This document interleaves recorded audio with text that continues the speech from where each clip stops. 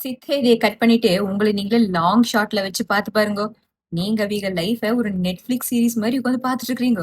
அவிக அங்க நிம்மதியா தூங்கிட்டு இருக்காங்க. நீங்க உட்காந்து அவிக ஓல்டு சாட்ஸை ரீட் பண்ணிட்டு இருப்பீங்க. அவங்க ரீபோஸ்ட் பண்ணதெல்லாம் உட்காந்து ரீப்ளே பண்ணி பார்த்துட்டு இருப்பீங்க. அவிக மோட்டிவேஷனல் கோட்ஸை ஷேர் பண்ணாங்கன்னா ஐயோ கண்டிப்பா என்னமோ நடந்திருக்குது அப்படின்னு உட்காந்து பார்த்துட்டு இருப்பீங்க. அவிக ஸ்டோரி போடுறத ஸ்டாப் பண்ணிட்டா கண்டிப்பா நோட்டீஸ் பண்ணிருவீங்க. அதே மாதிரி நிறைய ஸ்டோரிஸ் ஒரே நாள்ல விட்டாங்கன்னாலும் உட்காந்து யோசனை பண்ணுவீங்க. இவளுக்கு என்னமோ இன்னைக்கு நடந்திருக்கணும், ஒண்ணு ரொம்ப ஹாப்பியா இருக்கணும், இல்லைன்னா ரொம்ப அன்ஸ்டேபிளா இருக்கணும் அப்படின்னு உட்காந்து அனலைஸ் பண்ணிட்டு இருப்பீங்க. அவிக ஸ்டோரியில போடுற அந்த சோக பாட்டை கேட்டு உங்களுக்கு என்னமோ ஹார்ட் பிரேக் நடந்த மாதிரி உட்காந்து ஃபீல் பண்ணிட்டு இருப்பீங்க. அவிக ஆறு நினைச்சு போட்டாங்களோ அது வேற விஷயம். அவிக கேஷுவலா 6 மாசத்துக்கு முன்னாடி சொன்ன ஒரு சின்ன டைனி டீடைலையுமே அப்படியே ஃபிங்கர் டிப்ல ஞாபகம் வச்சிருப்பீங்க.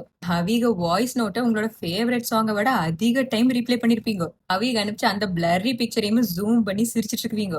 அவிக ஸ்லீப் ஸ்கெடியூல் என்ன, அவங்க ஃபேவரட் ஸ்நாக் என்ன, அவங்க கோவமா இருந்தா என்ன எமோஜி போடுவாங்க அப்படின்னு எல்லாத்தையும் தெரிஞ்சு வச்சிருப்பீங்க. ஆனா அவிக முன்னாடி நேரா இது எதுவுமே தெரியாத மாதிரி நார்மலா இருக்க மாதிரி பிரிட்டன் பண்ணுவீங்க. நீங்க இதையெல்லாம் லவுடா வெளியே சொல்லாம ப்ரொஃபஷனலா உட்காந்து அவங்க ப்ரொஃபைல ரெஃப்ரெஷ் பண்ணிட்டு இருக்கீங்க. ஆஹா.